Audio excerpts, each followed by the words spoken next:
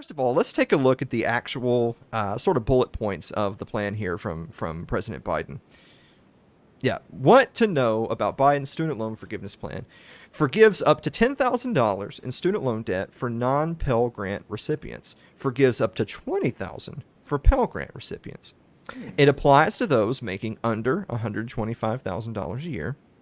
Final student loan repayment pause extended through the end of 2022. I mean, if you just refuse to pay them, then the pause is forever. Am I right? Yeah. And finally, undergraduate loan repayment can be capped at 5% of income. Wow. Now, there's some interesting takeaways just in that right there. So for people who have like outrageous amounts of student loan debt, you know, $30,000, $40,000, $50,000 or more, this is only a partial debt cancellation. It's not like it's wiping the debt completely free. And it's also interesting that they chose to limit it to only people making under $125,000 a year. Now, in my mind, at least the logic there is they were trying to kind of play this sort of middle roam game of, well, if our political opponents are going to criticize us and say that this is a transference of wealth from the lower and middle classes to the upper class, then we'll limit who the debt cancellation applies to so that people making over a certain amount of money won't reap the benefits of the plan, and therefore it's not so much a transference of wealth. I'm not saying I necessarily agree with that. I'm just saying I feel like that's kind of where the headspace was on that. And I mean, who makes more than $125,000 a year? Am I right? Isn't that poverty? And so, yeah, right. $125,000 adjusted for inflation is like, I don't know, 15 cents or something. I'm going to have a little bit of an interesting take on this, and I know that I'm going to have some right-wingers sending me some hate mail saying, why do I have to subsidize you? I got to pay for your loans. The national debt's going to go. I don't know why they all have that little thing. What's that? Yeah, they get the little thing. Yeah. Like the trach thing? Yeah. Got to subsidize you. I don't know. I think I went Sling Blade with that. Yeah, yours was Sling Blade. Let's add that to the list. Mm-hmm. This is increasingly becoming something I can't make a clip of. All right. So anyway, first the thing is, for the people that say, I'm going to have to subsidize you because I'm a taxpayer and you're now essentially a tax feeder because this plan is going to pay, is subsidizing you, is canceling your student loan debt. And so I believe in this phrase of, well, there's no such thing as debt cancellation. It's actually debt transference. It's being transferred from the people who had the notes to taxpayers at large who didn't have the notes. Yeah. So the thing is about that is that, first of all, they print and spend and tax, and you have no say on the matter whatsoever. Like, let's talk real for a second. The government can print and spend with absolute impunity, and you have no say on the matter whatsoever. So why are you mad at me? Me being like, I'm the student who had loan canceled. Why are you mad at me? You should be mad at the people with the printing presses. You should be mad at the people with the executive pen. You should be mad at the people voting for increased taxes, voting for policies. You should be mad at the Federal Reserve printing the money, causing the inflation. Those are the people you should be mad at. Why are you mad at me? The second thing is, for the people who make the argument, well, let's talk about the national debt.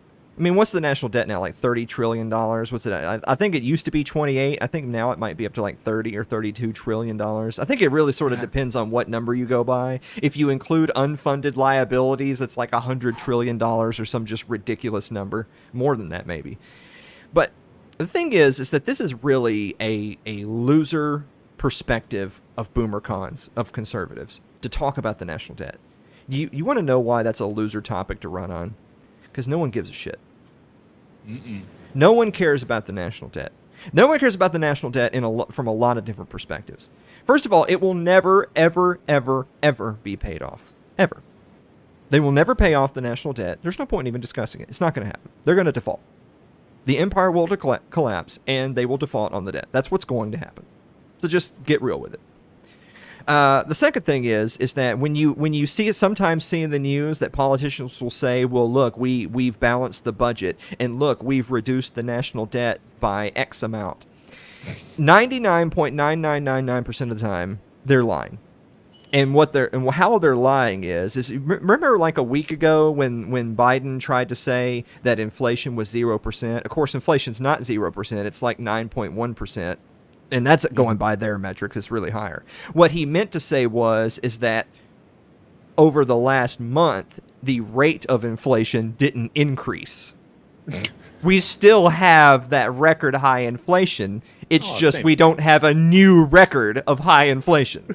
and they used this linguistic trick of calling that 0% inflation. It's sort of the same thing here. A lot of times when they make the claim of, oh, we're reducing the national debt. No. They didn't reduce the national debt in real terms by a single cent. What they might have done, and this is only a maybe, what they might have done is reduced the increase of the national debt. They slowed down how much it went up last month. That's what actually happens, but they will use the term, we decreased the national debt. So they're lying. Something I say on the show all the time, by the way, that super applies to this entire segment, they don't respect you enough to lie well. Mm-hmm. So that's keep in mind. And finally, that there's a last point here that I've seen a lot of right-wingers, a lot of right-wing media especially, a lot of your Fox News types, your Daily Wire types. This is something a lot of them have been saying. It's not fair to those who did pay their student loans. It's not fair for people who saved their money, who worked effort. But they liked it. This is what they love to include in here. It's not fair to the service members. It's not fair to the military who earned theirs, as our meme from the previous segment implied. By the way, they always bring up military, but they'll never bring up other people in the service sector, like teachers, for instance. Like, those people that are raping all those children. They never bring those people up.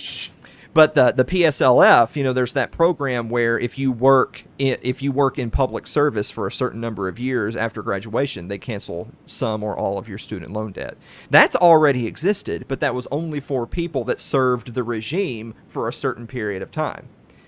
It's exactly the same thing as military members. Sorry to burst your bubble there, but the soldiers going to shoot brown kids overseas and drop, drone strikes on funerals and weddings so that they can get some free tuition and a Dodge Charger. It's the same thing as the teachers that are all teaching your 5-year-olds about, gender fluid nonsense. They're getting their debt paid off because they're working for the regime. So just something to keep in mind. So lastly, to that point, it isn't fair. You're right. It's not fair. You know what else is not fair? It's not fair that when I was trying to be an honest entrepreneur and running my printing business, I ran a printing business for about 7 or 8 years, and I never paid myself more than like $29,000, $30,000 a year. That's all my take home was. And that was my take home after I had to pay tens of thousands of dollars in taxes, in business taxes, personal property tax, sales tax, the whole 9 yards. And then what my meager take home after the government took most of it, I then had to turn around and pay thousands of dollars upon that because they love to double dip, triple dip, quadruple dip, especially on small business owners. Was that fair? I don't think that was very fair to me. It also wasn't fair because I actually opened my business right around the time of the last big bubble bursting. And remember 2007, 2008, the whole financial crisis and real estate and all that stuff. It also wasn't fair that during that same time, they gave trillions of dollars to the banks and the megacorps. Remember the automobile companies and the airliners, all that? Too big to fail. Yeah. Too big to fail. The print stop wasn't too big to fail. Fuck me. But they got $1 trillion. Boy, gosh, I remember in the ancient lore of 2020 when the police came by and knocked on our door and said, hey, I better not see the lights on in there. Y'all better not be doing any business there at the party room. We're locked down right now. They're gonna come write tickets and arrest people if we try to conduct business because the government says you can't be in business right now. We have a pandemic. That wasn't very fair. That business is gone now. That job is eliminated. And what's more, a lot of the people that we did work for, they're gone too. They're not coming back. Don't worry, they gave us a stimmy check. I got 1 month's rent out of losing my income. Was that very fair? I don't think it was. It also isn't fair. Let's talk about foreign policy a little bit. It's not fair that they give billions and billions and billions of dollars to prop up evil dictators around the world and using some other billions of dollars to bomb the poor peasants of other evil dictators around the world. Right, literally as we speak, I think they just announced Biden issued like another $3 billion in foreign aid to literal neo-Nazis fighting a proxy war against Russia. Is that fair? By the way, these are all things, Mr. BoomerCon, who's upset because you have to pay the student loan debt. Dude, you're not paying jack fucking shit. They're just going to print and spend the money, and they're taxing you to keep you enslaved. It's not really a matter of you paying anything. It's a matter of keeping you under their thumb. But if we're going to go by your logic of you're having to pay it, you're having to pay for all this stuff too. Where was your righteous indignation then? You're having to pay for all that. You're paying for them to starve some kids in Yemen right now. How do you feel about that? You good on it? I don't like it. No. So, I guess one thing I really want to emphasize before we move on tonight is you're seeing this narrative sort of emerging of it's always an us versus them, but the them is never the ruling class. It's other Americans. The ruling elites on both sides of the political spectrum are working overtime to make sure that one group of Americans are upset at another group of Americans over who does and doesn't benefit from the latest boondoggle. You have missed the forest from the trees if you fall into that trap. I refuse to be drawn into that narrative ever again where I turn my ire upon another class of citizens as opposed to understanding who the real enemy is.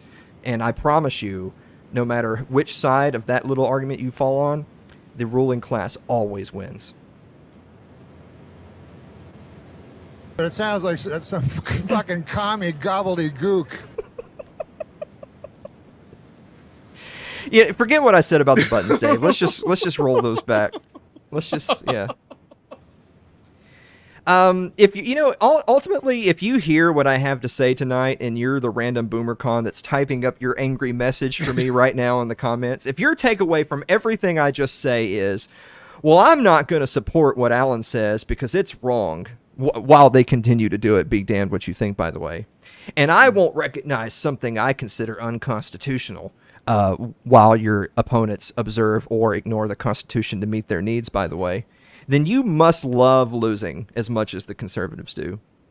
Speaking of that, we talked about that tweet earlier from our friend Michael Bolton. I want you to pull that tweet up here from Bolton. Just thinking out loudish, is there anything in the Constitution that authorized the feds to get involved in the loan business? And if not, do illegal loans need to be paid back anyway? Now, I didn't have the whole tweet there. I want to read the rest of his thoughts. He went on to say, if an unlicensed financial institution was investigated by the feds for offering financial services, like loans, that weren't authorized by law or the Constitution, the feds would put those people in jail and not require the people to pay anything back. So, for my dear constitutional BoomerCon friends out there, if you're gonna die on the hill of the Constitution, take it all the way.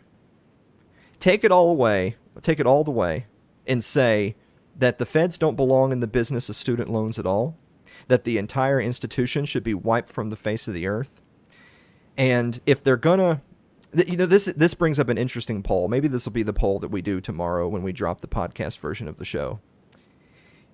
They're gonna spend money. It reminds me of the old Ron Paul days. People used to try to play this I gotcha with Ron Paul by saying, oh, look, he's earmarking some of these spending bills for his constituents. He's a hypocrite. The money's spent. He's trying to get some of the money back for his constituents, the taxpayers in his district. If he doesn't, they'll just spend it somewhere else. So if I have the choice between them spending a few $100 billion on gender studies in fucking Pakistan, or them giving that money back to some taxpayers like me who have been paying out thousands over the course of my life and got nothing actionable in return, then I just assume they give it to folks here at home. It's not perfect. It's the situation we live in. I'll end on this note. A lot of my attitude about all this comes from the late, great Harry Brown, who was the Libertarian Party presidential candidate a couple of times, is really the face of the LP in the 90s and early 2000s. And his sort of perspective on this, actually, I want to pull this up, is it's sort of what lens do you evaluate this sort of thing from? Do you evaluate this through the lens of, well, this is just a good faith debate within a legitimate representative government bound by a strict constitution? Do you actually believe that's what this is? Or is it better to judge this whole issue through the lens of, you're being oppressed, you're trying to survive behind enemy lines under the thumb of tyranny, take everything you can get, give nothing in return? That's the attitude you should have about things like this, because this is not a good faith representative government. This is tyranny, and you have to do what's best for you to survive. I bet most of you that got a stimmy check didn't rip it up. And you were right not to.